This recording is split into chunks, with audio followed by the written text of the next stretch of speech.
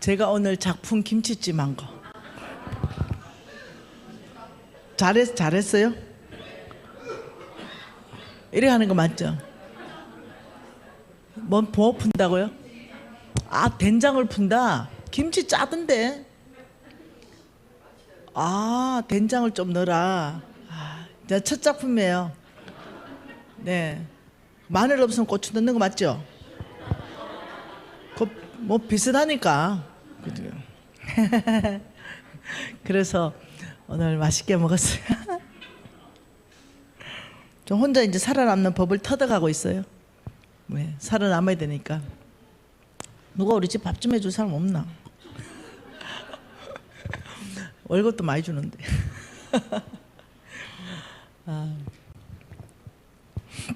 아유, 우리 수아. 네, 이거 보세요. 예, 이거 보세요. 예, 우산을 이렇게 잡으면 넘어지잖아요. 이 가족방에 올라왔는데요, 꼭다리가 비밀이 오더라고요. 하나님 아버지의 손. 아, 참 내가 수아같이 이렇게 두네요. 몰라요. 여보세요. 얘는 여보세요. 저 아버지한테 이렇게. 수아가 이렇게 말했어요. 오늘 마치고 잠깐 집에 가도 되냐 이러니까, 수아가 외할머니랑 친할머니 다 알고 있는데 엄마 할머니는 이쁘고 아빠 할머니는 강해.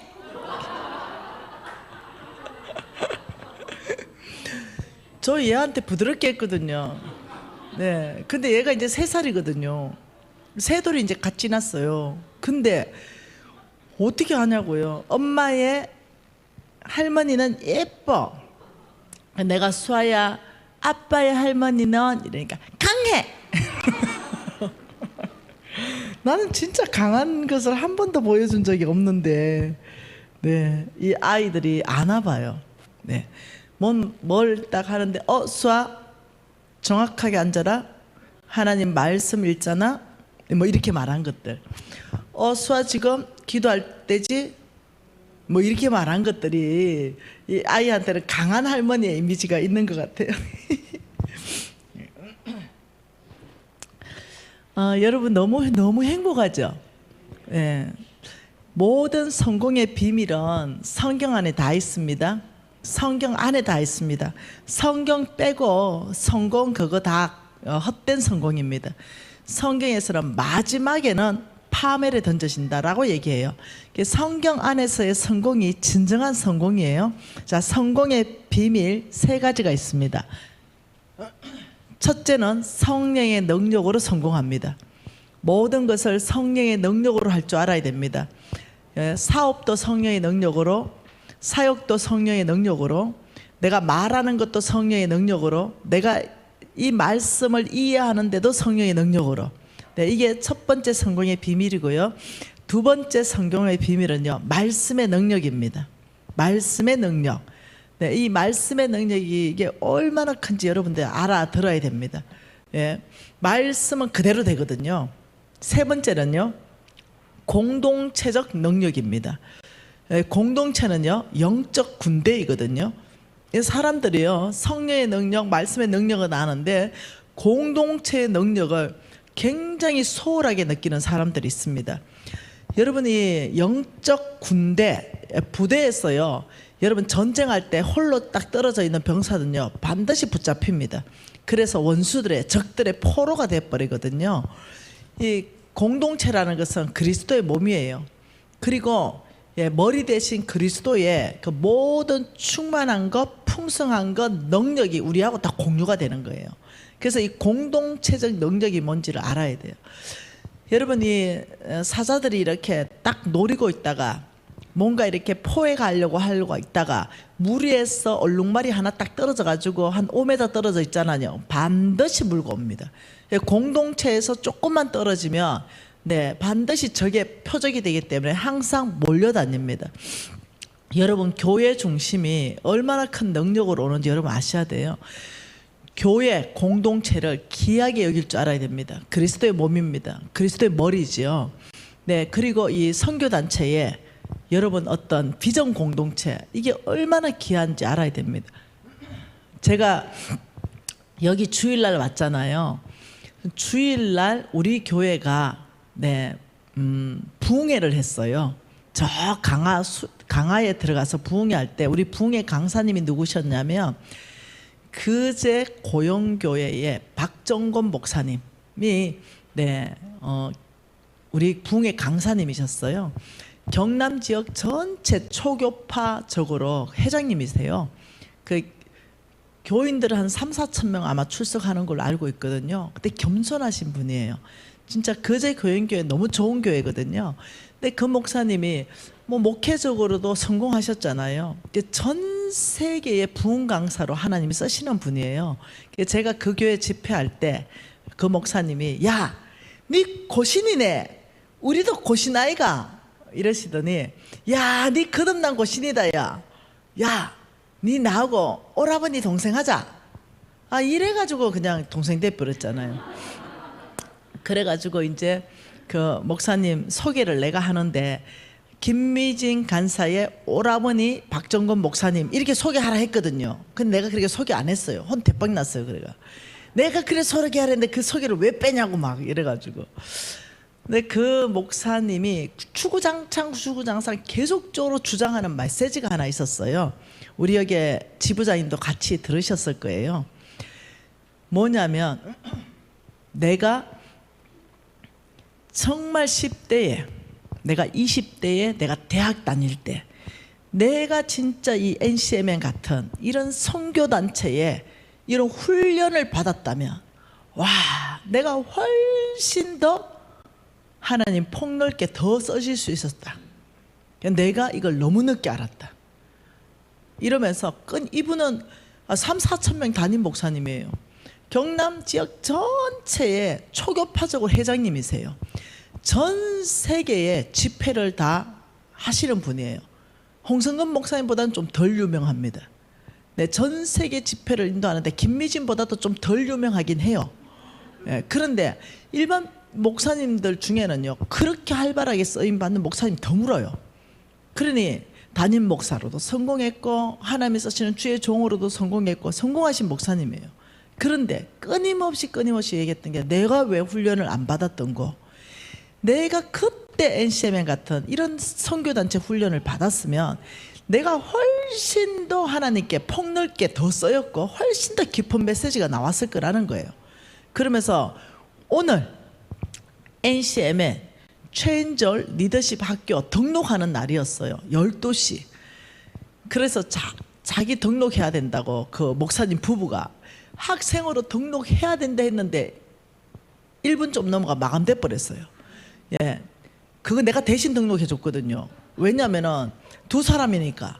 그래가지고 박종건 치고 2개 넣고 이제 치는데 벌써 마감됐습니다. 나와가지고 둘 다 떨어졌어요. 그내 과연 우회할 거 이게 내가 지금 우칠 거 지금 이 고민입니다.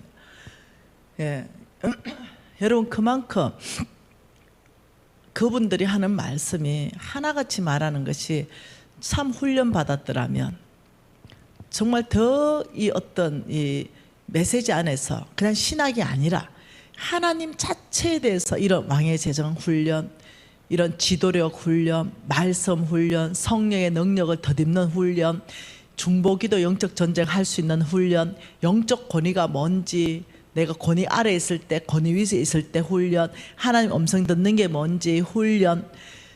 정말 이런 훈련을 했더라면 이게 가장 후회된다는 거예요. 이걸 계속 매 순간 계속 말하면서 제발 훈련 받으라고. 저하고 같은 공간에 있었던 배상훈 지부장님 맞나요? 아니나요? 네, 맞다 그러잖아요. 끊임없이 반복했던 게 그 말씀이었어요. 제발 훈련 받으라. 하나님이 쓰실 수 있도록 제발 훈련 받고 한 번 수료하고 끝났다 하지 말고 또 훈련 받고. 저는요 홍성근 목사님의 체인저 리더십 학교 그것을요 제가 지도력 그 훈련을요 지금 NCM에서 하고 있잖아요. 이걸 제가 100번을 더 받았습니다. 100번을. 오늘 내가 사랑하는 제자가 있었어요. 2명 제자하고 나하고 3명 카톡방이 묶여있는 게 있었어요. 그래서 내가 5분 전에 네, 너네 둘이가 이 훈련을 받으면 좋겠다 하고 보내줬어요. 오늘 12시 집 한다 이러니까 한 제자가 저 수료했어요 이러는 거예요. 그래서 내가 나는 100번 수료했다. 내가 이렇게 얘기했어. 그게 한 번 수료한다고 되는 게 아니에요. 시간 있을 때마다 열정을 들여가지고 그게 나의 것 되려면요 100번은 들어야 나의 것 된다니까요. 지금 여기 여러분 보세요. 우리 또 네트워크교회 목사님 계신데 우리 목사님 지금 제 강의를요 아마 수십 번 지금 들으셨을 거예요. 근데 와서 지금 또 듣고 계세요. 네. 근데 또 들으면 또 다른 게 깨달아지고 또 들으면 또 다른 영역을 하나님 타치하시고 어머 나 저 얘기 저거 들었던 건가. 그래서 내가 이렇게 말하는 거죠. 왕의 재정 메시지 제 부흥 집회 100번 들어봐라 살아내신다. 근데 돌파했다는 사람마다 다 공통적인 감정이 뭔지 압니까? 미진간사님 100번 들었습니다. 그러니 진짜 사라지네요. 이게 공통적인 메시지입니다. 한 번 듣고 은혜 받았다고요? 안 사라집니다. 뭘 아는 게 있어야 사라지죠. 이게 나의 것으로 만들어지기까지는 시간이 걸리는 거예요. 또 듣고 만들고 또 듣고 만들고 훈련하면 실패하면 또다시 일어나고 이걸 반복적으로 하는 게 훈련입니다. 오늘 제가 이 4일째 메시지를 전하면서 여러분 교회는 또 약간 다른 방향으로 하나님께서 이끌어 가셨어요. 네, 듣고 또 옛날에 또 내가 해놓은 강의 또 듣고 하나님 포인트를 다르게 하신 거죠. 여러분 살아내서 와 하나님 약속한 거 진짜네. 진짜로 계란으로 바위가 깨지네. 저는 이걸 여러분이 경험하기를 원해요. 갈라디아서 3장 29절 보십시다. 갈라디아서 3장 29절. 과연 나는 누구인가? 여러분 외워버리세요. 갈라디아서 3장 29절은 외우는 겁니다.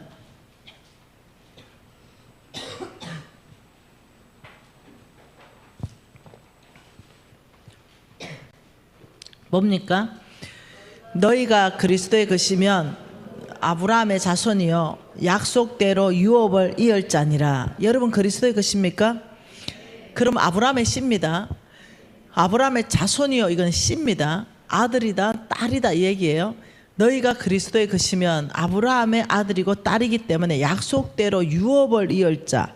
이 유업을 이을 자, 이 유업을 이을 자는요 상속자라는 뜻입니다. 삼성그룹 상속자, LG그룹 상속자, 상속자라는 뜻이에요. 그런데 3장 7절에 보면 그런즉 믿음으로 말미암은 자들은 아브라함의 자손인 줄 알지어다. 네, 9절에 보면 그러므로 믿음으로 말미암은 자는 믿음 있는 아브라함과 함께 복을 받느니라. 자, 저와 여러분은요 무엇을 하느냐 하면은 자 이겁니다. 창세기 12장 한번 가보십시다. 창세기 12장을 제가 한번 그림으로 그려볼게요. 이렇게 했어요.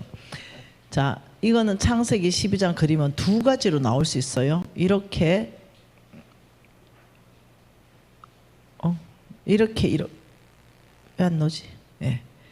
이렇게 나올 수 있어요. 네. 이게 무슨 그림이냐면 이것은 하나님의 계보 안에 들어가는 사람이에요. 자, 근데 하나님께서 여기 아브라함을 부르십니다. 그리고 온 땅을 아브라함을 통해서 축복하셨어요. 아브라함의 아들 이삭입니다. 야곱입니다. 계속 쭉 내려옵니다. 그러면서 하나님이 원하는 것은 자, 이게 지금 온 땅입니다. 이게 온 땅이에요. 이게 온 땅입니다. 하나님이 원하는 것은 이것이 자꾸 확대되기를 원합니다. 이것이 계속 확대되어서 온 땅이 다 하나님의 영광으로 꽉 차는 걸 원하는데 어쩔 수 없이 성경에 보니까요 이 검은색 부분이 이게 생긴다 이렇게 말하고 있어요. 이 검은색 부분 이건 뭐예요? 하나님의 톨로드에서 떨어지는 거, 하나님 계보에서 떨어지는 거, 어쩔 수 없이 S가 생기는 거예요. 네, 어쩔 수 없이 이 안에 루벤이 생기고 이 생기는 거예요. 떨어지는 계보 생기는 거죠. 왜요? 네, 이 사람들은 악을 선택해요. 회개하지 않습니다. 이런 사람은 마지막에는 지옥 갈 수밖에 없어요. 우리의 사명은 이 까만색을 점점 좁혀가는 겁니다. 그래서 여호와의 영광이 온 땅에 꽉 차고 모든 사람이 구원받는 게 하나님의 뜻이지만 모든 사람이 구원 못 받아요. 모든 사람에게 하나님 재물 주는 축복을 주고 싶어요. 하나님 나라를 위해서. 근데 다 못 받아요.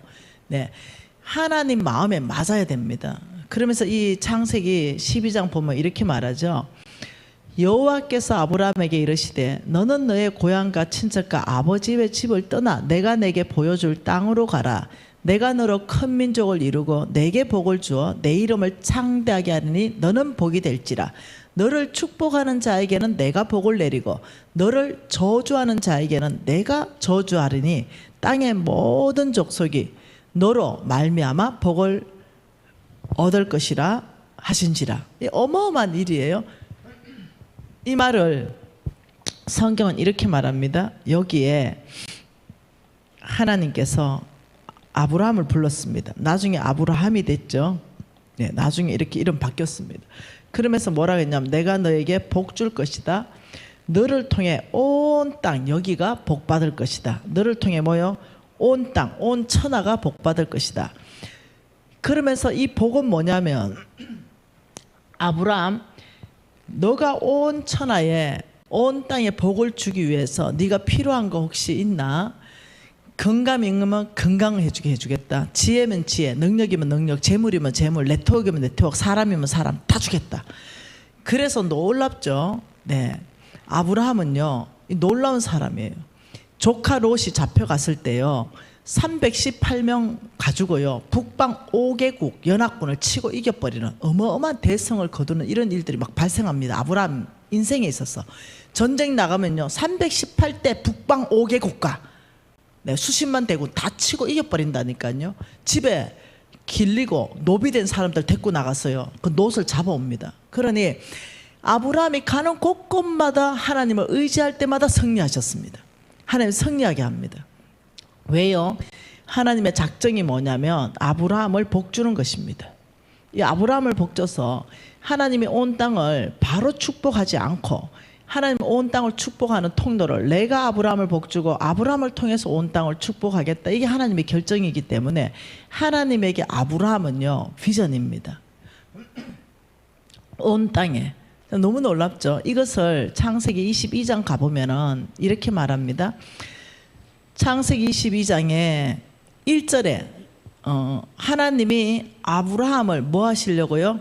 시험하시려고 그를 부르시되 아브라함아 하시니 그가 내가 여기 있나이다 하니 뭐라고 해요? 내 아들 내 사랑하는 독자 이삭을 데리고 너는 번제로 바쳐라.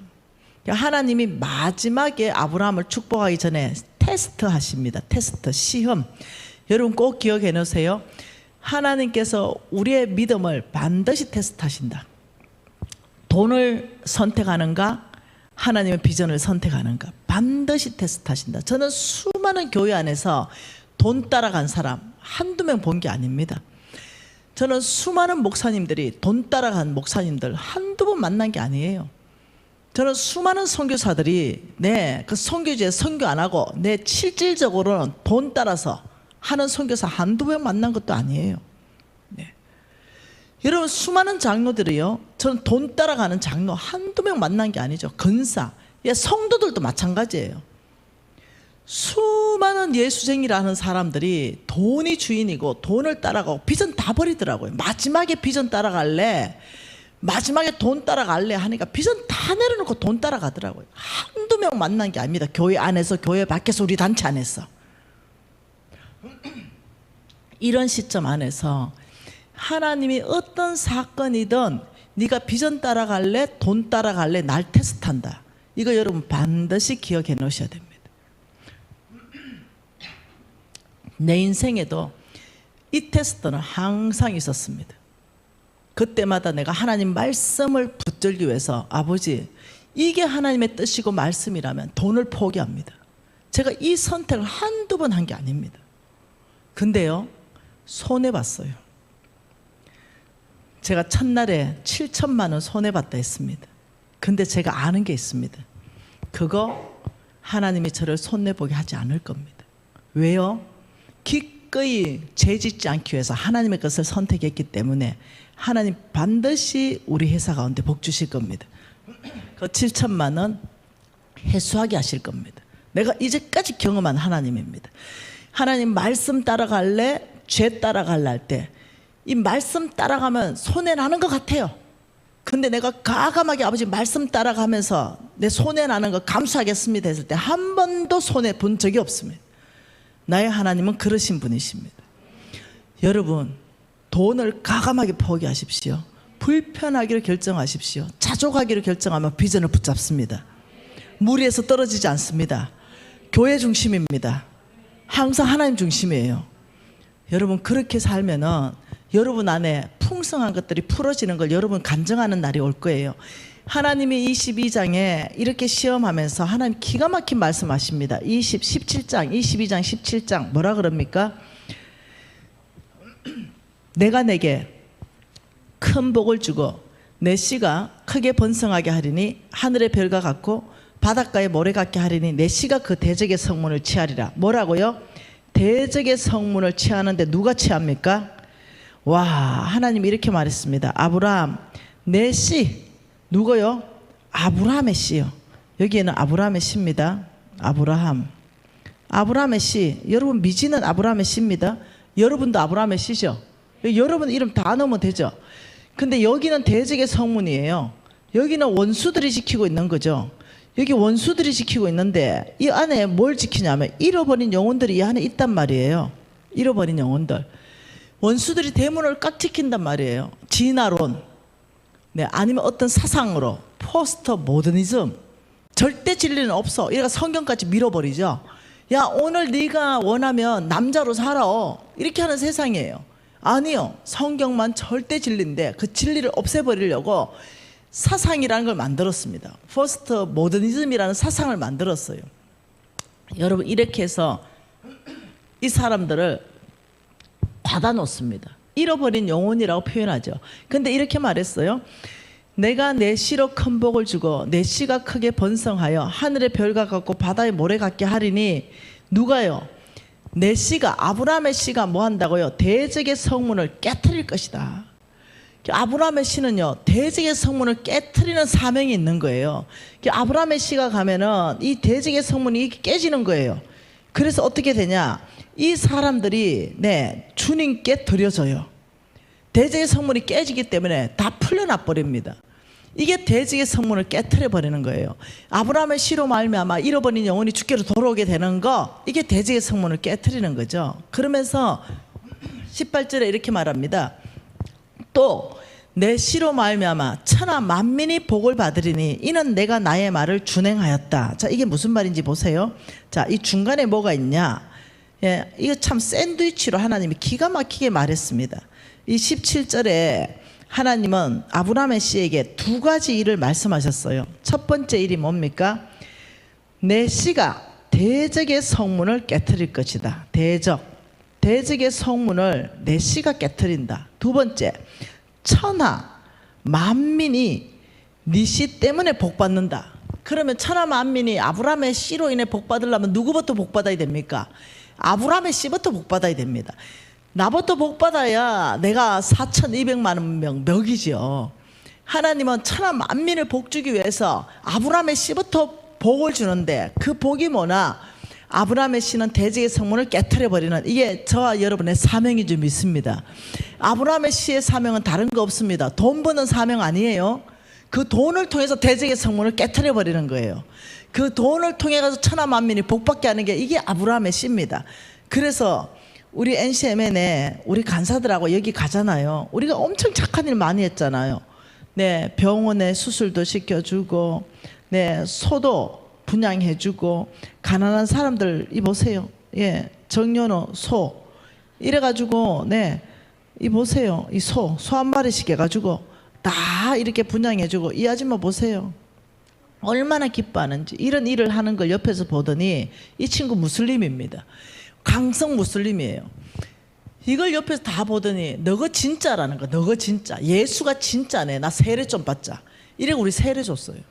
근데 지 혼자 온 게 아니에요. 지 친구 하나 더 데리고 왔어요. 그날 있잖아요. 강성 무슬림 세례 2명 줬는데 이들이요, 목숨 걸고 다시 무슬림 전도하러 들어갔습니다. 이 친구에게 우리가 대적의 성문을 깨버렸어요. 뭘로요?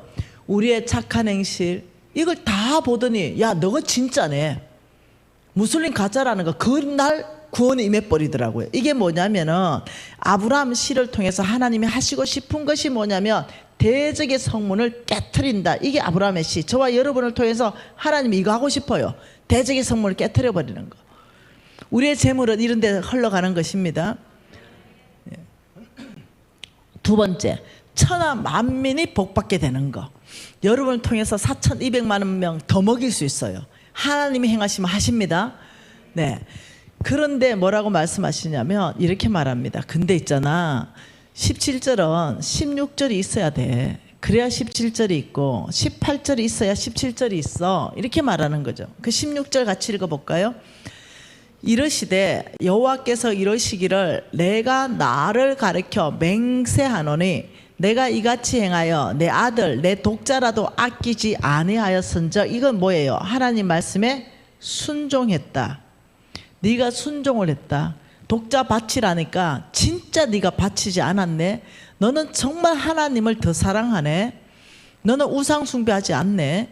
너는 말씀에 순종했네. 그러니 그리 아끼지 아니하였은즉, 하나님께 순종했은즉 내가 너를 축복하고 대적의 성문을 깨트리는 자로, 또 그것뿐만 아니라 내 시로 말미암아 천하 만민이 복을 받으리니 이는 이것도 네가 나의 말을 준행했다. 네가 이 순종했다. 이렇게 말했어요. 하나님이 원하는 것은 순종이지 제사가 아니에요.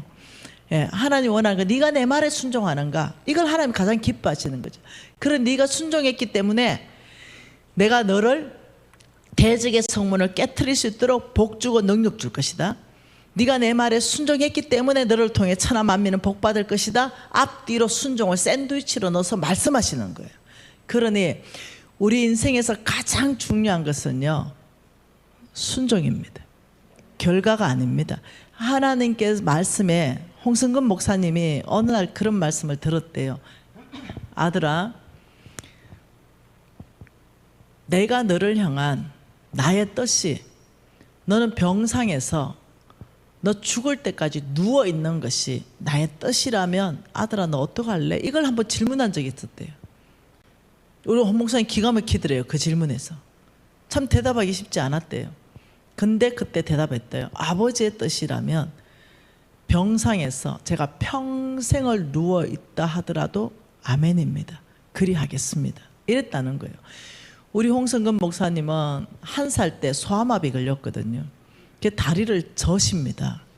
그래서 제가 뭔 생각을 했냐면 은혜다, 은혜야. 홍성근 목사님 엄청 잘생겼거든요. 와, 저 다리 저렇게 하나님이 이게 부러뜨려 놓지 않으면 과연 저렇게 주님 손에 잡혔을까? 네, 이런 생각을 했어요. 그리고 다리를요 완전히 부러뜨려 놓으면 힘든데요, 지팡이 짚고 다닐 수 있는 정도로 딱 부러뜨려 놔가지고 패스트 트랙입니다. 네, 전 세계를 돌아다니는데 2시간 3시간씩 걸려야만 통과하잖아요. 요거는 장애인이에요. 그러니 보호자 플러스 1, 내가 보호자입니다 이러면 나하고 같이 패스트 트랙이에요. 그래가지고 들어가자마자 집회하고 바로 나올 수 있는 거예요. 근데 내가 돌아다니면서 뭔 생각했냐, 우리 신랑하고 공항에 같이 가서 여보 난 보호자로 따라갈게, 당신은 좀 뒤에 오소. 어디 가도 보호자인 거예요. 네, 그래서 홍성근 목사님이 이래 말합니다. 우리 미진 간사님은 평소에는 엄청 불친절하다가 공항에만 도착하면 태도를 돌면 안 돼. 어떻게 저렇게 사람이 저렇게 하냐. 그래서 내가 김포공항 도착하자마자 이래요. 목사님 잘하겠습니다. 돌아올 때까지 제가 보호자 하겠습니다. 그 옆에 따라가니까. 근데 항상 어떠해요? 네, 보호자니까 같이 좋은 좌석 앉아요. 우리 신랑 보고 여보 당신은 뒤에 오세요 팀들하고. 그래서 내가 다녀보니 그 부러뜨린 게 하나님 은혜더라고요. 이분을 그만큼 부러뜨렸으니까 그렇게 쓰신 거예요, 하나님이. 그래서 내가 목사님 큰 선물 받으셨네요. 나중에 알았어요. 바울이 육체의 가시 때문에 교만하지 않고 하나님 손에 붙들렸듯이 참 목사님 소아마비가 하나님을 붙드셨네요. 선물이구만요. 크나큰 선물이구만요. 교만할래야 교만하지도 못해. 내가 막 신경질 나면요, 우리 목사님 걸어가다 막 뛰가 뿌리다. 예. 그리고 이렇게 무슨 빨리 와 이렇게. 어떻게 지팡이 주 빨리 옵니까? 내가 이제 신경질 나서 뭐죠 이렇게 애 달룬다 그러나, 그럴 때 같으면 막 쫓아가 목사님 못 뛰지 내가 메롱 이러고 내가 갚으려요. 그게 우리 목사님이 우리 옆에 있다 우리 신랑이 야, 참 홍승근 목사님의 지도력이 아니면 김미진은 잘렸어도 벌써 잘렸다. 참 우리 홍승근 목사님이 지도력이 정말로 넉넉하거든요. 아니면 저 벌써 잘렸을 것 같아요. 네. 하나님께서는 각 사람에게 맞는 은혜를 주십니다. 다른 사람 부러워하지 마세요. 어쩌면 그 육체의 가시가요 선물일지 모릅니다. 그놈의 그 남편 때문에 주님 앞에 무릎 꿇었다니까요. 여러분 그런 감정이 있잖아요. 아이고 그놈의 그 자식 때문에 내가 주님 앞에 돌아왔잖아. 이런 감정이 있잖아요. 아이고 우리 마누라 때문에 내가 주님 만났습니다. 진짜 완악한 마누라 때문에 제가 주님 전에 가서 3시간 4시간 부르짖었습니다. 이게 우리 신랑 고백입니다. 우리 신랑이 이래 말하더라고요. 미진아 내가 천국 가면 큰 상급을 받을 건데 하나님이 뭐라고 줄 것 같노? 이래 묻더라고요. 난 몰라 이러니까 원서가 김미진하고 산다고 진짜 욕받대. 네 한 모든 일 중에 그게 가장 큰 상급이다. 이리 와봐라 이럴 것 같아. 그래서 내가 아멘. 사람들은 저를 좋아할지 모르지만 우리 신랑은 나 데리고 살기가 힘든데요. 네, 눈에 보이는 게 주님밖에 없으니까. 우리 신랑 밥 먹은지 안 먹은지도 모르는 거예요. 주님 일이라면 아침에 나한테 저녁에 돌아버리니까 집에서 힘들잖아요. 미신아 나 오늘 3끼 못 먹은 것 같아. 이러면 주문해가 먹어라. 이런. 여러분 그런 거예요. 그러니까 우리 신랑은 날마다 주님 앞에 가가지고 꿇어 엎드려 기도하다가 주님 만난 거예요. 나하고 사는 게 너무 힘들어가지고. 네. 그냥 그런 거예요. 다 사는 게 그런 거예요. 내가 우리 신랑 보고 여보 주님 오라는 날까지 힘들 것 같은데 어떡하냐. 내가 이러니까 뭐 내 선물이다. 네가 내 선물이다. 이렇게 얘기하는 거예요. 저는 우리 신랑 때문에 진짜 해피했거든요. 우리 신랑은 온유한 사람이니까. 근데 나는 네 이러는 스타일이거든요. 그러니까 우리 신랑이 힘든 거죠. 저는 주님밖에 안 보여요. 진짜로. 뭐 주님의 1도만 빗나갔다면 난리가 나버리니까. 당신 지금 그거 하는데 생명이 있나? 그게 복음이 있나? 하나님 나라 확장이 있나? 아 그게 아니고 오늘 미진아 저 스테이크가 너무 좋은 스테이크가 돌아가 시간 좀 내가지고 그 스테이크 먹자 하는데 그걸 또 그래 말하나. 그 시간에 오케이 가자 이렇게 얘기하니까 이게 모든 게 주님. 우리 신랑이 야 정서라는 거 있지 않냐. 정서 죽으면 다 채워진다. 내가 뭔 정서 그리 중요하노 지금 사명이 있는데 뭐 이러니까 우리 신랑이 알겠습니다 아들아 가자 이제 이래 되는 거예요. 저는 옛날부터 그랬어요. 옛날부터 예수천당 불신지옥 이래 돌아다녔습니다. 앞에 예수천당 불신지옥. 제 안경점 할 때 제 문표가 뭔지 알아요? 예수천당 불신지옥 안경사 김미진 이래 다녔어요. 네, 딱 퇴근하면은 예수천당 불신지옥 띠딱 메고 네 바로 전도하러 나갔습니다. 그 3시간 전도하고 집에 들어갔습니다. 이거 하나님이 내 정인입니다. 네. 그러니 멀쩡하게 20대 여자가 얼마나 이뻤겠어요. 그 띠딱 메가 예수천당 불신지옥이가 예쁘게 딱 떨어지게 있고 예수천당 불신지옥 이렇게 사람들 다 봤다니까요. 데모하든 가더라. 대학교 데모하든 가더라. 여기까지. 네. 여러분 어쩌면 여러분을 가장 찌르는 바로 그것이 여러분을 하나님을 찾게 한 바로 바울의 가시일 수 있고 육체의 가시일 수 있습니다. 그거 제거하려 하지 말고 끌어안으십시오. 저와 여러분은 대적의 성문을 깨트리기 위해서 하나님은 축복하십니다.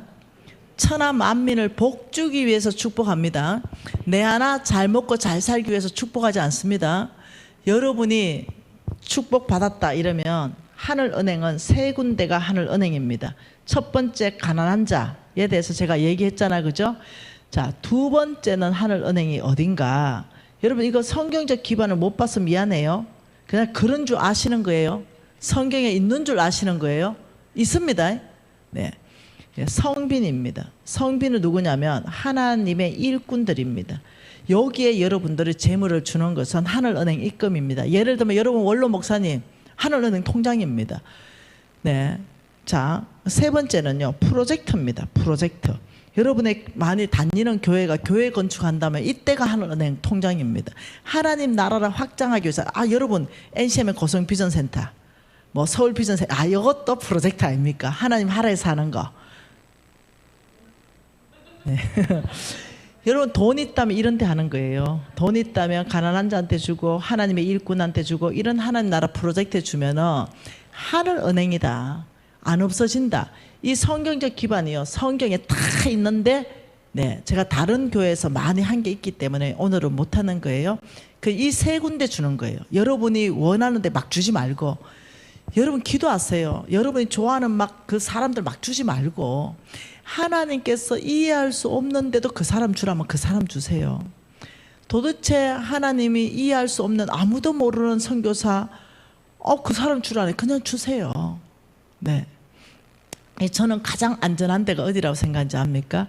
여러분 교회에 출석하는 담임 목사님이 가장 안전하다. 여러분 교회에서 파송한 선교사 가장 안전하다. 저는 그렇게 생각합니다. 왜요? 여러분이 검증 다 되잖아요. 우리 담임 목사님 어떤 분인지 다 알잖아요. 우리 교회에서 파송한 선교사님 어떤지 다 알잖아요. 근데 다른 사람 모르잖아요. 그래서 저는 가급적이면 여러분이 교회 중심으로 헌금하면 좋겠다 라고 저는 말하고 싶습니다. 또 한 번 봐보십시다. 고린도후서 8장의 소제목이 뭘까요? 고린도후서 8장의 소제목 뭡니까? 풍성한 연보 맞나요? 자, 여러분 고린도후서 8장은 돈 이야기입니다. 헌금 이야기예요. 풍성한 연보 이야기입니다. 고린도후서 9장도요. 소제목이 가난한 성도를 섬기는 연보입니다. 이 두 장은요. 돈 이야기입니다. 여러분 볼까요? 고린도후서 8장과 9장은요. 두 절이 맞붙어서 헌금 이야기를 다 하고 있는 데는 성경 전체에서 여기밖에 없습니다. 여기는 한 절 한 절 한 절 공부해야 됩니다. 여러분 여기 공부하시기 바래요. 근데 고린도후서 8, 9장의 돈 이야기를 하나님이 어떻게 하시는지 한번 보죠. 고린도서 9장 5절입니다. 그러므로 내가 이 형제들로 먼저 너희에게 가서 너희가 전에 약속한 연보 헌금을 미리 준비하도록 권면하는 것이 필요할 줄 생각하였노니 이렇게 준비하여야 참연보답고 억지가 아니다. 자, 헌금은 언제 준비한다? 미리 준비한다. 헌금은요 당일에 하는 게 아닙니다. 단 1,000원을 한다 하더라도 토요일 전까지 네, 다 봉투에 넣어놓고 하면 기뻐요. 그리고 교회 가는 가방에 넣어놓는 거 이거는요 내 마음이 실립니다. 아니면 억지로 그냥 와서 그냥 막 그냥 해요. 그러지 말고 헌금을 다 미리 여러분이 준비하는 거예요. 헌금을 미리 준비하는데 보세요. 제가 너무 이쁜 것은 이거 보세요. 우리 아들이거든요. 이렇게 우리 며느리가 올렸어요. 예배 드리기 전날에 헌금 봉투 준비하는 것을 가르쳐 주고 있습니다. 내가 너무 고마운 거 우리 아들한테. 수아야, 하나님께 드리는 헌금은 내일 예배 드리는 날이지 오늘 다 준비해야 돼 하고 준비시키는 거예요. 얘가 뭘 알겠어요? 그런데 성경은요 이렇게 말했습니다. 요때 가르치면 컸어도 절대로 주님을 안 떠난다. 요때 다 아는 겁니다.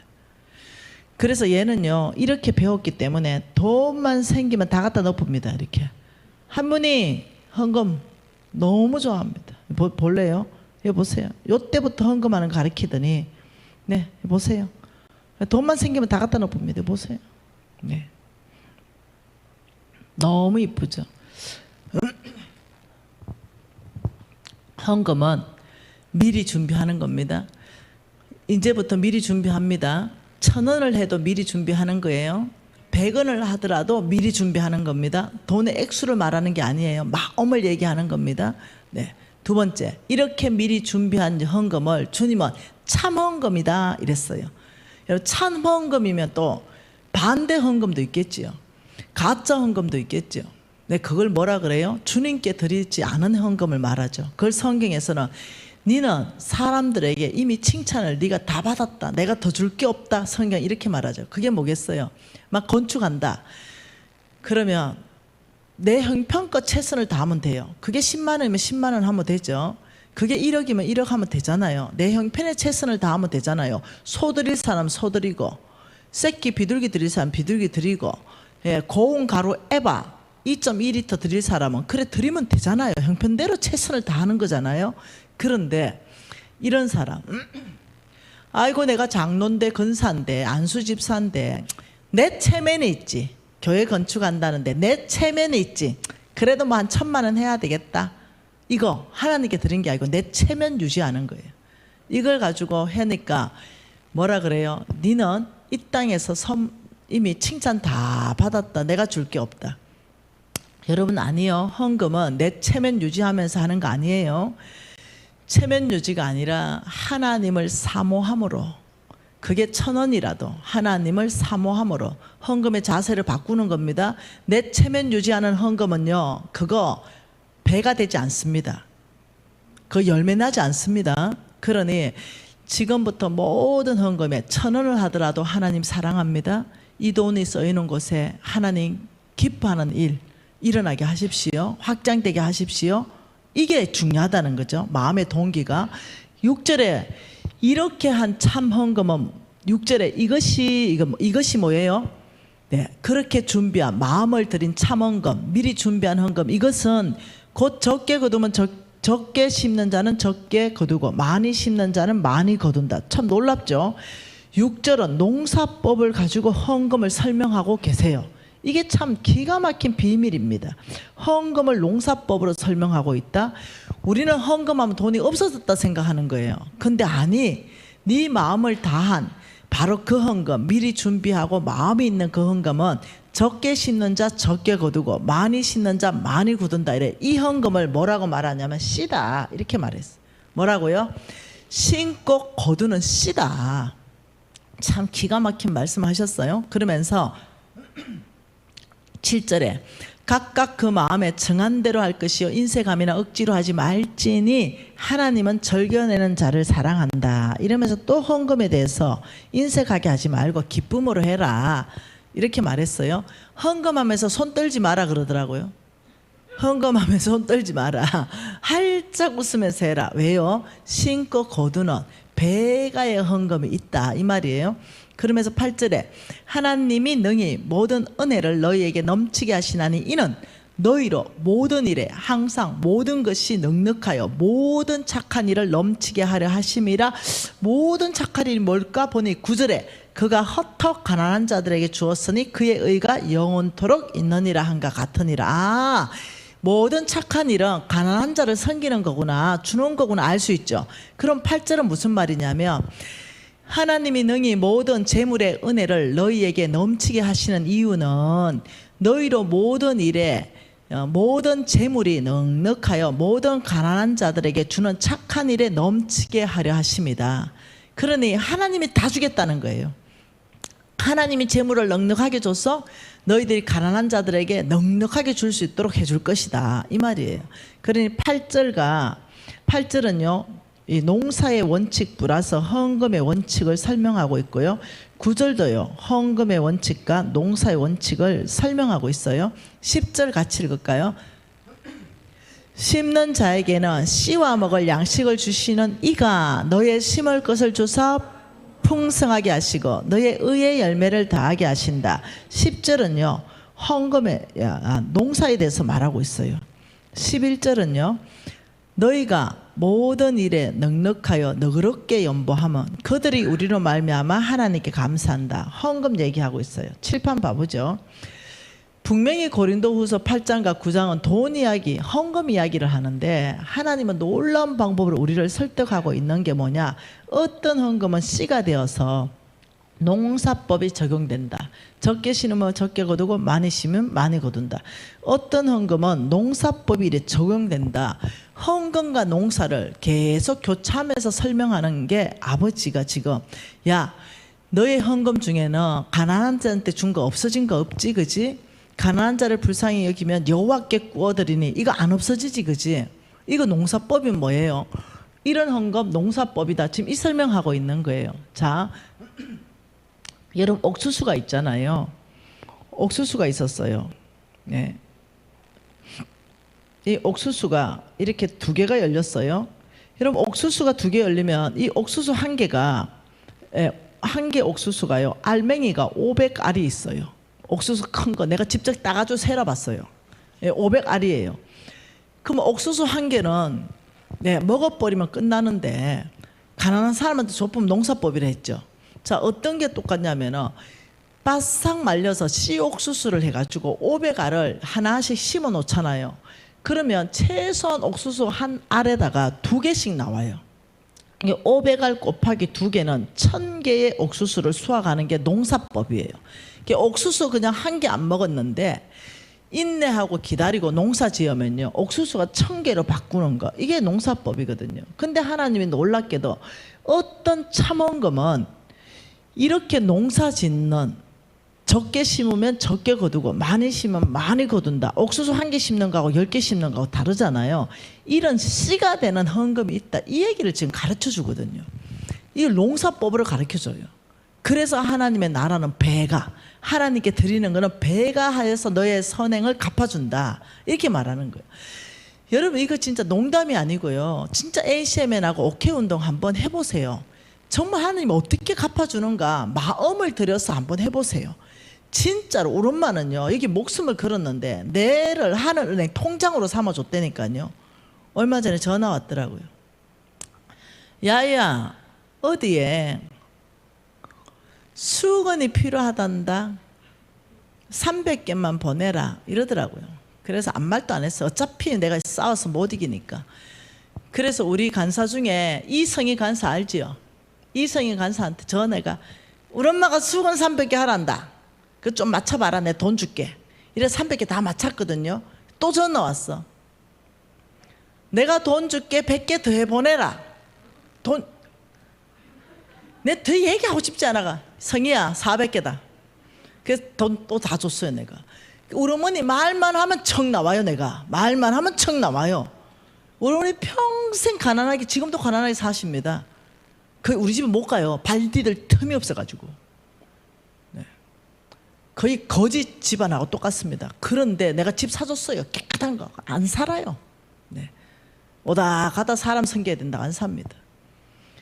그런데 하나님이 우리 어머니 축복하기 위해서 나를 축복한 거예요. 우리 어머니 뭐라는지 압니까? 니는 눈이 봉사가, 니는 눈을 감고 있나? 뭔 얘기예요 이렇게. 니는 저 가난한 사람, 저 노숙자, 저 밥 먹는 사람이 노숙자로 보이나 주님으로 보이나? 이걸 내 초등학교 때 얘기했어요. 노숙자로 보이죠, 거지로. 니는 그래가지고 복 받겠나? 눈을 떠라. 이거. 엄마는 복 받은 게 지금 우리 꼴에 이겁니까? 내가 보리살이 것도 김치만 먹고 등등꽃 못 나가 맨날 손 올려가지고 두드려 맞고. 엄마 그게 복 받은 겁니까? 이게. 야, 아직 한참 남았다. 기다려봐라. 인내하라 안 하나? 하나님의 인내. 그런데요, 우리 어머니도 하게 복 터졌잖아요. 여러분 엄마가 돈 500 달라면 줄 사람 누가 있노? 솔직하게 얘기해 보세요. 내는 준다 이거예요. 여러분 엄마가 1000만 원 달라면 줄 사람 누가 있노? 나는 준다 이거예요. 우리 엄마가 집 사달라면 여러분 집 사줄 사람 누가 있냐고요? 저는 사준다고요. 우리 어머니가 선교지에 소 10마리 사가 보내라 이러면 여러분 누가 있냐고요? 저는 한다고요. 그렇게 하나님께서 우리 어머니의 그 심었던 모든 씨들을 나한테 다 부어주시고, 우리 둘째 효도를 안 해. 우리 엄마한테 진짜로 집이 100억짜리에 삽니다. 그런데도 효도를 몰라. 근데요, 큰언니 나, 둘째년 나, 세 딸이 3명인데 최고 착한 사람이 둘째 년이에요. 정말 마음이 제일 착해요. 근데 그 돈이 안 나와요. 그래 내가, 그런데도 어째 저리 축복받냐? 내가 궁금한 거죠. 왜요? 우리 엄마 때문에. 우리 엄마 때문에 축복받아. 그래 내가, 엄마 둘째한테 좀 달라 해라 이러면, 그게 나오나? 그게 돈이 나오나? 그래서 어머니 내가 할게요. 우리 홍성근 목사님 아무 소리 하지 말고 해달란 다 해래. 너 엄마 때문에 네가 복 받는 것 같은데. 우리 엄마 아는 게지요. 돈을 어디에 써야 되는지 아는 거예요. 여러분 부모가 이렇게 하면 자식들이 복 받아요. 그런데 가난한 사람을 불쌍히 여기면 이 세상에서부터 복 받는댔잖아요. 우리 엄마 보세요. 네, 죽어서 복 받고 있어요. 지금 하늘은행 통장이 있어요. 하늘은행 통장. 집 지어준다 그랬어요. 하도 집이 더럽고 대주리 같아가. 근데 이렇게 말해요. 야, 네 집 사준 거 깨끗한 거 하나 있잖아. 여기는 됐대요. 그래 오다 가다 사람들이 노숙자들 들어오니까 됐대. 노숙자들 자기 집인 줄 알고 들어온대 그냥. 나래 그냥. 그러신 분이에요 그냥. 한 번은 내 얘기했나요? 우리 어머니 지나가는데 빨간 조끼한테 걸려가 밥 먹고 계시더라고요. 노숙자인 줄 알고. 그래가지고요 전국 오케이방에 우리 어머니 얼굴이 떴더라고요. 우리 헌 목사님이 아무리 봐도 너 엄마 같아. 그 보니까요 그 1000명이 있는데 그 우리 엄마 딱 뭐요 이러게. 야야 지나가는데. 그래가지고 그 목사님한테 목사님 그 우리 엄마입니다 이러니까 아이고 그 어린이 노숙자인 줄 알고 밥 먹였다고. 진짜 못 산다니까요. 우리 엄마 그래요. 노숙자인지 우리 엄마인지 구분이 안 될 정도로 지금도 그렇게 사십니다. 제가 옷 안 사줬겠어요? 아니요. 명품 옷 사 보냈습니다. 그거 다 어디 갈게 선교지 다 갚고 없어요. 야야 90할매가 무슨 명품 옷이고 뭐지? 몸 빼면 되지. 이걸로 끝이에요. 몸 빼면 되지. 제 포기했습니다. 엄마 나는 엄마 때문에 난 진짜 고상한 집안에 자식으로 신분 세탁이 안 된다 내가. 네. 그냥 엄마 죽어야 내가 신분 세탁되니까 그냥 알았다 이래. 내가 아마 거짓말했으면 뽀록 다 났을 겁니다. 네. 근데 이상한 일이 있어요. 자식이 다 잘 돼요. 그런데 이상한 일이 있는 거예요. 여러분 씨를 심으면요 어떤 거는 10년 만에 나고요 어떤 건 내년에 나서 먹는 것도 있어요. 10년 만에 날 때는 그거 어마어마한 거잖아요. 하나님이 이렇듯 농사 짓는 법이 있다. 여러분 재물로 농사 짓는 법 이걸 여러분 터득하시면 재산은 배가 됩니다. 이걸 사람들이 터득을 못해요. 그러면 10절에 놀라운 얘기합니다. 심는 자에게는 씨와 먹을 양식을 주시는 하나님이 너의 심을 것을 줘서 풍성하게 하신다. 그러니까 하나님은 이렇게 주는 겁니다. 잘 보세요. 심는 자에게는 뭘로 줘요? 씨 플러스 먹을 양식으로 줍니다. 구분해가 준다는 거예요. 못 먹을 씨가 반드시 포함되어 있다. 이거는 주는 거다. 이건 심는 거다. 여러분 농부에게는요 굶을 죽을 지언적 씨는 안 먹습니다. 그러니 우리가 굶을 죽은 지언정 씨는 안 먹어야 되는데 씨까지 다 먹어버리니까 우리가 가난해지는 거예요. 그 옥수수 하나까지 먹어버리니까 가난해지는 거예요. 여러분 조 있잖아요. 조 눈에 보이지도 않는 조 하나 딱 심으면요 조 대가 올라오고 잘라가 직접 세려봤어요. 24,000개가 납니다. 이게 농사예요. 강어 한 마리가 알 나쁘면요 수만 마리 나버려요. 이게 농사라니까요. 감나무 한 그루 심어버리면 500개 달립니다. 이게 농사라니까요. 하나님이 지금 농사법으로 너희들의 재물을 가지고 심는 자에게는 씨와 먹을 양식으로 주시는 하나님이 우리를 풍성하게 하는데 뭐라고 잘 보세요. 너의 심을 것을 줘서 풍성하게 하신다. 그러니까 하나님이 저와 여러분에게 공평하게 하십니다.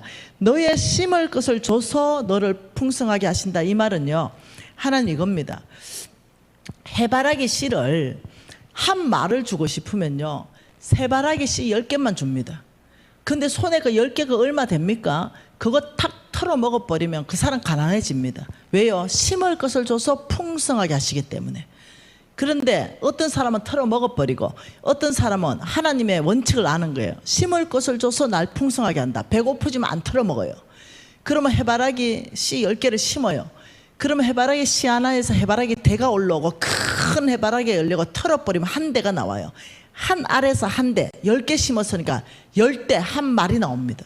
여러분 이게 뭐냐? 하나님이 저와 여러분을 축복하는 방법으로 하나님이 공평하게 하신 거예요. 잘 보세요. 10절에 심는 자에게는 씨와 먹을 양식을 주시는 하나님이 너의 심을 것을 줘서 풍성하게 하시고 의의 열매까지 더하게 하신다. 산 것까지 삭게 하신다. 이 말이거든요. 이 말이 뭐냐? 자, 씨라는 것은 못 먹는 걸 말하는 겁니다. 먹을 수 없는 걸 말하는 거예요. 성경에서 못 먹는 것을 한번 찾아봅시다. 레위기 말씀 찾아보죠. 레위기 27장 30절 말씀. 못 먹는 거. 성경에서 못 먹는다는 거, 심어야 되는 거, 씨. 레위기 27장 30절에 이렇게 말합니다. 그 땅의 10분의 1, 곧 그 땅의 곡식이나 나무 열매는 그 10분의 1은 여호와의 것이니 여호와의 성물이라. 그 10분의 1을 처음부터 뭐라 그럽니까? 여호와의 하나님의 것이고 이것은 거룩한 성물이다. 그러니까 우리의 수입의 10분의 1은 이거는 씨로 준 거지 먹으라고 준 게 아니에요. 처음부터 하나님의 것, 처음부터 구별된 성물. 그러니까 우리의 수입 전체 안에서 못 먹는 걸 딱 해보면 그게 씨인 거예요. 그러면서 뭐라고 하냐면 민수기 18장에는 이렇게 말합니다. 여러분 민수기 18장 한번 봐보죠. 민수기 18장 21절에는 이렇게 말합니다.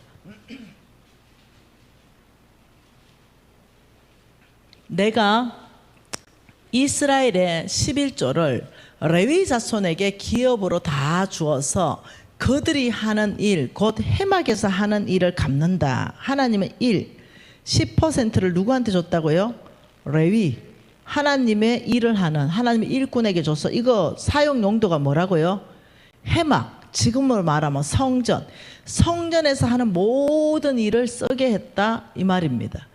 그래서 이렇게 말해서 24절에 이스라엘 자손이 여호와께 그제로 드리는 11조를 레위인의 기업으로 주었으므로 내가 그들에 대하여 말하기를 이스라엘 자손 중에 레위인은 기업이 없을 것이다. 레위인은요 농사지어서 못 살아요. 레위인은 하나님의 일꾼이기 때문에 11조 가지고 먹고 살아야 되는 겁니다. 이게 하나님의 법입니다. 그래서 여러분 목사님들은요 일하는 사람이 아니고 하나님의 일꾼입니다. 그래서 어디 가서 돈 버는 사람이 아니라 기도하는 사람입니다. 어디 가서 돈 버는 사람이 아니라 신방하는 사람입니다. 하나님 교회의 일을 하는 것이 하나님의 일꾼입니다. 그래서 하나님은 11조를 가지고 내가 나의 종들을 먹이겠다. 이게 씨인 거예요. 우리한테는 씨고 하나님에게는 자원입니다.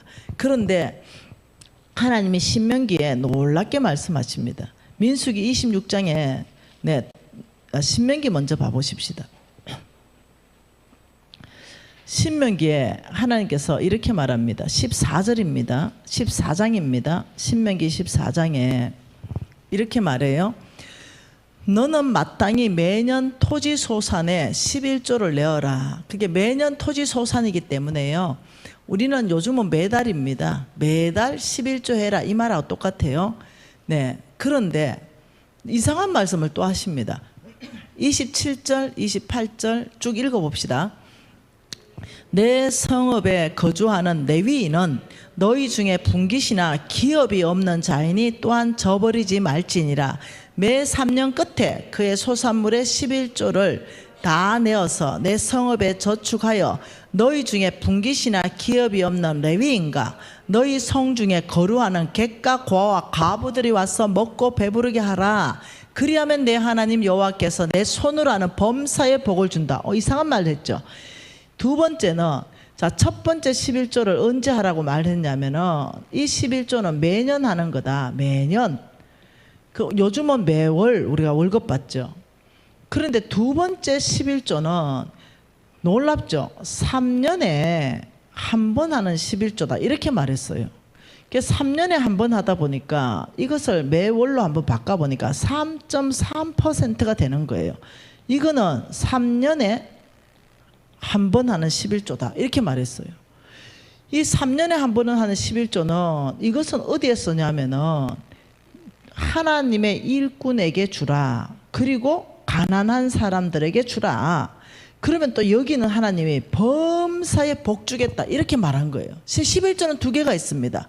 하나는 10%, 하나는 3년에 한 번 하는 매달 3.3%. 그러니까 300만 원 받으면 30만 원 11조, 99,000원은 또 다른 11조. 하나님 이렇게 말했어요. 그러면서 뭐랬냐? 이것이 가난한 사람들한테 주는 데 있어서 기준점이 있죠. 기준점이 뭐냐? 너희들이 버는 거에 3.3%, 3년에 한 번 하는 그 11조가 너희들은 그것 가지고 가난한 사람한테 주면 되고 그것 가지고 하나님의 일꾼 섬기면 된다. 그러면 여러분이 3.3%를 따로 모을 수 있겠죠. 그래가 그 돈이 모아지면은 우리 목사님이 이스라엘 간다면 목사님 이거 3.3% 11조 모은 건데 이스라엘 가는데 경비 쓰세요. 이렇게 섬기면 되겠죠. 사모님 이거 3.3% 모은 11조인데 사모님 오단불 해주세요. 이렇게 하면 되겠죠. 아니면 또 3.3%가 가난한 사람들 또 주면 되겠죠. 혹은 아니면 아예 교회에서 11조 10% 봉투 하나 만들고 3.3% 또 다른 11조 구제연금이 아니죠. 3.3% 또 다른 11조죠. 11조는 구제연금하고는 다른 개념이에요. 명령이거든요. 그러니까 그걸 해가 어떻게 해요? 네, 그걸 가지고 그거는 주의 종과 가난한 사람을 섬기면 교회에서 되겠죠. 그래서 교회는 11조 봉투가 2개 있는 게 맞아요. 나는 진짜 좀 성경적으로 하는 교회가 좀 나오면 좋겠어요. 네, 교인들을 너무 두려워하는 거예요. 11조 하라 해도 교인들이 교회 안 나오는데 11조 봉투 2개 해놓으면 교인들이 나오겠나? 이렇게 또 겁내하는 거죠. 그 왜 겁내요? 아니죠. 당당한 거죠. 3.3% 11조에는 뭐가 있다고 얘기했습니까? 범사에 복 주겠다. 이거 하나님의 약속입니다. 오히려 이걸 하게 해서 범사에 복 받도록 이끌어가는 게 교회이죠. 이걸 믿고 신뢰하고 한번 연습해보고 훈련해보고 야 먹었을 때와 하나님 나라 줬을 때 얼마나 풍성하는가 우리가 한번 해보자. 이게 훈련 아닙니까? 그러면 하나님께서 어떻게 해요? 범사에 복을 준다면 뭐가 터져요? 감정이 터지죠. 어머나 내가 먹었을 때보다 오히려 10% 했는데 3.3% 했는데 왜 안 가난해지지? 왜 더 넉넉해지지? 이거 경험해보라는 거예요. 놀랍죠? 사람들이 11조를 안 하려고 하는 습성이 있는 것은 뭐냐? 세금이라고 생각하는 거예요. 내가 먹어야 되는 건데 내가 교회 나오기 때문에 어쩔 수 없이 내놔야 되는 거라 생각하는데 그거 아니에요. 11조는 사람들은 모세의 율법이라고 자꾸 생각하니까 이 율법이 없어졌는데 무슨 11조냐 자꾸 이런 식으로 논리를 펼쳐요. 네, 유튜브 강의 이런 거 많거든요. 이거 절대 아니에요. 11조는 모세의 율법이 아닙니다. 히브리서 말씀 한번 봅시다. 히브리서 7장 말씀 한번 보세요. 모세의 율법 절대 아닙니다. 히브리서 7장에 4절입니다. 같이 한번 읽어보죠. 이 사람이 얼마나 높은가를 생각해 보라. 조상 아브라함도 노량물 중에 10분의 1을 그에게 주었느니라. 9절에요. 또한 10분의 1을 받은 레위도 아브라함으로 말미암아 10분의 1을 바쳤다고 할 수 있다. 11조의 출발은 어디냐면요. 아브라함입니다. 이 아브라함의 11조의 출발이지 모세 율법이 아니에요. 아브라함은 언제 시대냐면요. 모세 율법이 있기 430년 전에 사람이에요. 그러니 이 모세 율법 생기기도 430년 전에 하나님이 아브라함을 선택하고 아브라함을 복 주면서 하나님이 명령한 게 뭐냐면 11조 해라.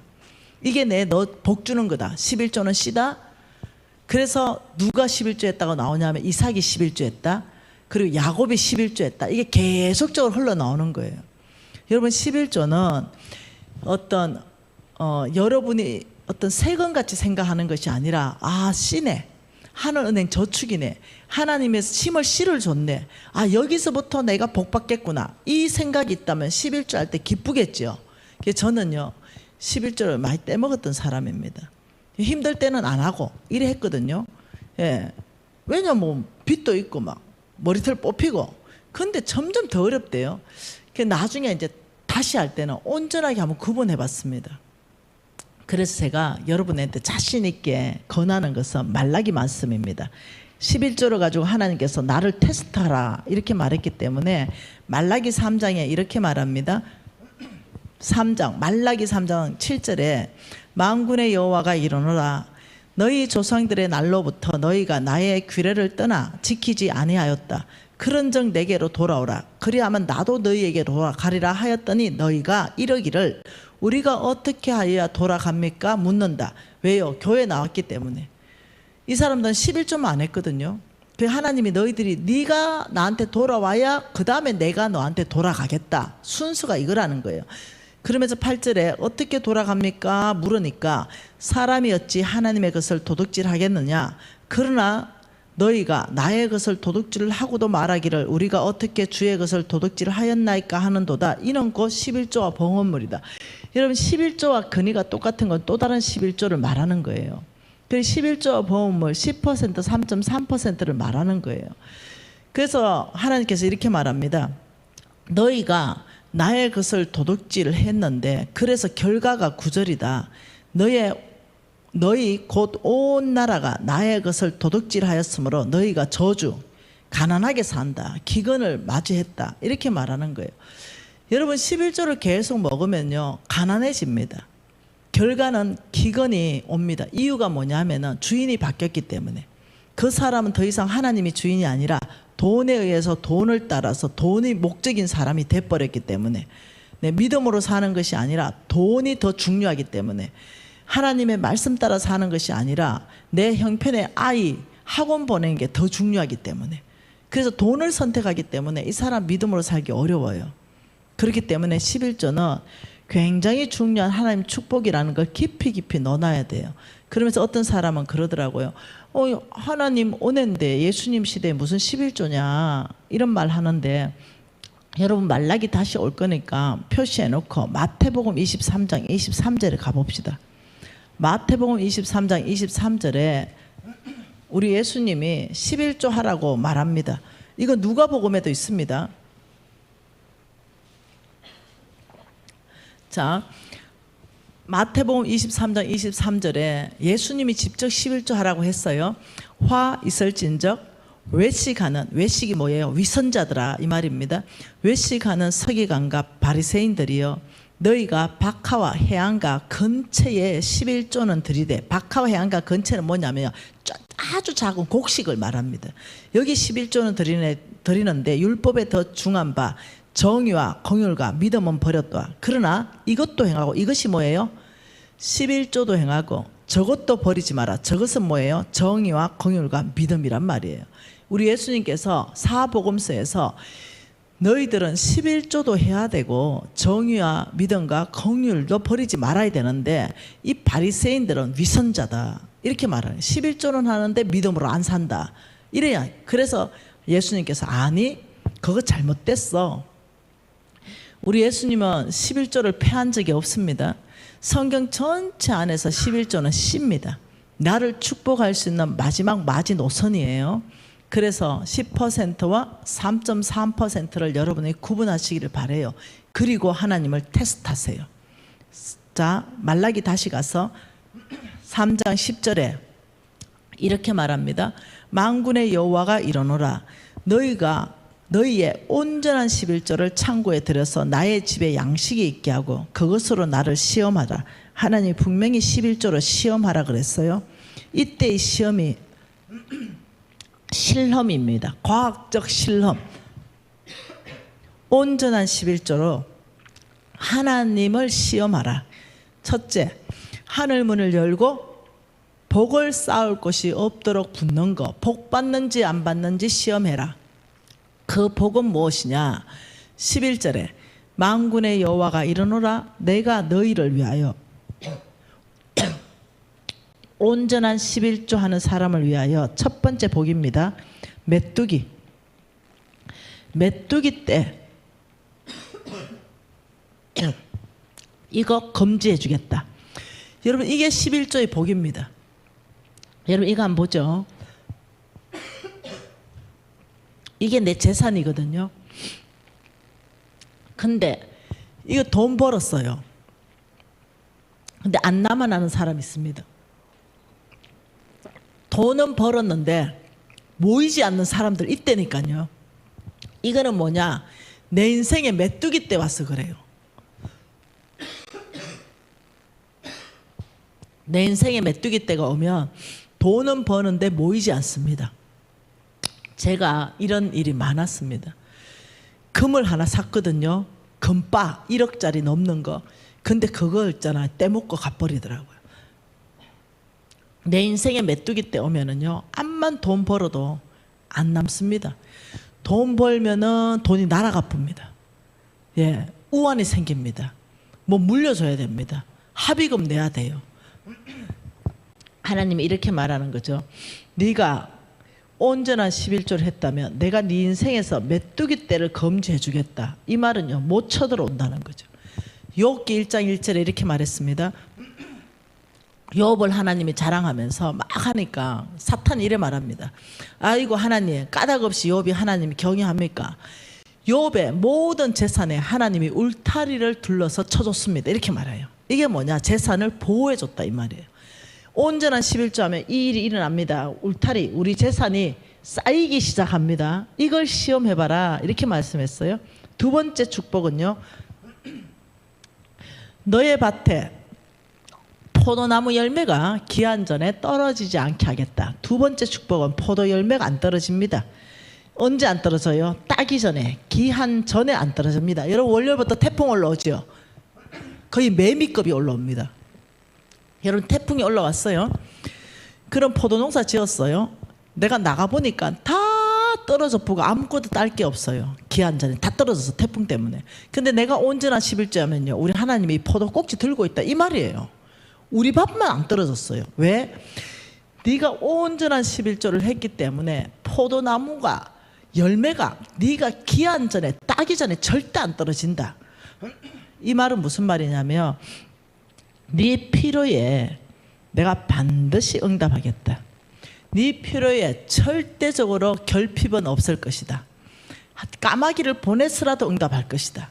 어떤 방법을 써서라도 네 필요 가운데 내가 반드시 응답한다 이 얘기예요.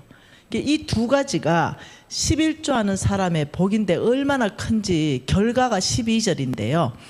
너희 땅이 아름다워짐으로 모든 이방인들이 너희를 복되다 하리라. 만군의 여호와의 말이니라. 예수 안 믿는 사람도요, 온전한 11조 하면서 예수 잘 믿는 사람 보니까 땅이 아름답다. 열매가 주렁주렁 열리는 게 땅이 아름답잖아요. 그래서 예수 안 믿는 사람도 봐서 저 사람 정말 예수 믿고 복받은 사람이야 알게 해주겠다 이 말이거든요. 여러분 11조는요 씨입니다. 11조는 심을 것을 줘서 너희를 풍성하게 하는 우리의 놀라운 씨예요. 농사 짓는 걸 생각한다면 여러분들이 어떤 마음이 드냐면, 와, 놀라운 걸 내가 축복받을 수 있는 씨인데 이제까지 내가 먹어버렸네. 다시 결단하면 좋을 것 같아요. 이제까지 11조를 몰라서 정액제 아닙니다. 무조건 10만 원 아니에요.